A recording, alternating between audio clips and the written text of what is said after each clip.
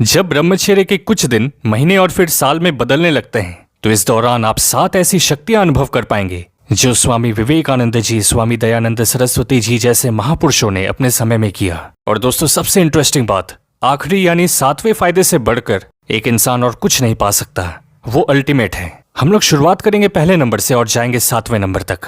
तो पहले शक्ति की बात करें। कॉन्शियसली आपने एक ऐसा डिसीजन लिया है कि मुझे अपने मूत्र इंद्रिय के साथ कोई छेड़छाड़ नहीं करना, अपने शुक्र धातु को हर दिन बचाना है। अब ये आपकी पूरी बॉडी को नरिश करता है विटामिन, मिनरल्स, प्रोटीन्स और न्यूरोट्रांसमीटर्स के जरिए। साथ में मूलाधार चक्र के आसपास आपकी बचाई हुई ऊर्जा इस सेंटर में शक्ति को बढ़ाती है। इसमें आपके विल पावर की परीक्षा होगी, लेकिन अगर आप इसके पार चले गए तो काफी सारे फायदे और आपको मिलने वाले हैं। दोस्त, अगर आपका फोकस लॉन्ग टर्म रिवॉर्ड पे है, आपको ब्रह्मचर्य पालन करना अच्छा लगता है, आप पल भर के मजे पर और ध्यान नहीं देते हैं, तो सब्सक्राइब बटन पे क्लिक करके ब्रह्मचर्य आर्मी का हिस्सा बन जाएं। इससे आगे बढ़ते हुए दूसरी ताकत की बात करते हैं। अगर आप रोज मेडिटेशन करो, प्राणायाम के अभ्यास से आपकी सांसें नाभि से चलती हैं, गहरी होती हैं, और साथ में आप ब्रह्मचर्य आसन का भी अभ्यास कर रहे हैं, तो आपको वो रिलैक्सेशन, वो सुकून मिलता है जो दुनिया में और कोई चीज नहीं दे सकती। ये आपके अंदर से आ रहा होता है, पैरासिम्पैथेटिक नर्वस सिस्टम एक्टिवेशन के कारण।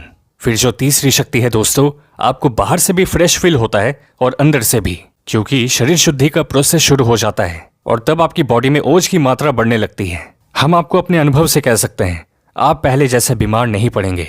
अब बात करते हैं चौथी ताकत की। जब शरीर की सफाई होती है, वो शुद्ध है, तो आपके दिमाग पर भी इसका गहरा प्रभाव पड़ेगा। आपके पास मोटिवेशन होगी काम को पूरा करने की। अगर आपके कोई फेवरेट क्रिकेटर या फुटबॉलर हैं, तो उनके अंदर जो भूख होती है ना, यहाँ उसकी ही बात हो रही है। ये सेम चीज आपके अंदर भी आने लगती है। टेस्टोस्टेरोन लेवल बढ़ा हुआ होता है। आप इसे अपने शारीरिक परिश्रम या क्रिएटिव कामों में भी लगा सकते हैं। बस आपको अपने हैप्पी हार्मोन्स इससे ही निकालने की कोशिश करनी है, गलत चीजें देखकर नहीं। इससे आगे बढ़ते हुए 5वीं शक्ति है व्यक्तित्व में आकर्षण। एक अलग स्तर की पॉजिटिव एनर्जी आपकी बॉडी रेडिएट करती है, और जैसे जैसे ब्रह्मचर्य की ऊर्जा बढ़ती जाएगी, आपका प्रेजेंस, आपकी बातें लोगों पर गहरा प्रभाव छोड़ पाती हैं। पर जब ऐसा हो तो ध्यान रखें इस आकर्षण में कहीं भटक ना जाएं। अपने मैग्नेटिक ऑरा को सही जगह पर चैनलाइज करते जाए मित्र। बात करें 6ठे नंबर की ताकत की, तो इंट्यूशन होना, यानी जब आप लंबे समय तक अपने ब्रह्मचर्य की रक्षा करते हैं, तो फिर आपके थर्ड आई का सेंटर एक्टिव होने लगेगा। ऐसा हो सकता है कि आने वाले समय में क्या हो इसका अंदाजा आपको लग जाए। एक काफी इंटरेस्टिंग बात यह भी है दोस्तों कि न्यूरोजेनेसिस पर हाल ही में जो रिसर्चेस हुए हैं, उससे ये पता लगा कि शुक्र धातु में ऐसे कीमती नर्व ग्रोथ फैक्टर्स होते हैं जो स्टिमुलेट करते हैं नए न्यूरॉन्स बनाने के लिए। हमने कई सारे लोगों को ऐसा कहते हुए भी सुना है कि उनको यूनिवर्स की शक्तियों का आभास होने लगा है। एक खास तरह के पैटर्न्स और एंजल नंबर्स दिखाई देते हैं। चांसेस हैं ये इंट्यूशन हो सकते हैं, लेकिन इनके बारे में हर वक्त सोचना नहीं है, और ना अपने इस इंट्यूशन की पावर को लेकर घमंड आना चाहिए। तभी आप उस आखिरी शक्ति को प्राप्त करते हैं। यानी 7वें नंबर पर होता है स्पिरिचुअल अवेकनिंग। इस स्टेज पर आकर कोई व्यक्ति वापस से कामुक नहीं बन सकता, वो मुक्त ही है। उसका अपना माइंड उसे डिस्टर्ब नहीं कर पाता कभी भी। वो जाग चुका है, समझ चुका है कि वो कौन है और क्या करने इस धरती पर आया था। लेकिन दोस्तों, ये लंबा सफर है। यहां तक पहुंचने के लिए अपने आप को समय दें, पेशेंस रखें।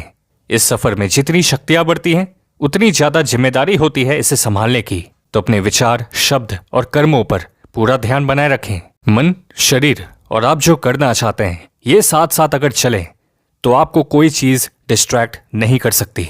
दोस्त, अगर आज के दिन आपने मेडिटेशन में समय दिया है, 5 मिनट ही सही, लेकिन अगर आपने ऐसा किया है तो कमेंट सेक्शन में यस जरूर लिखें।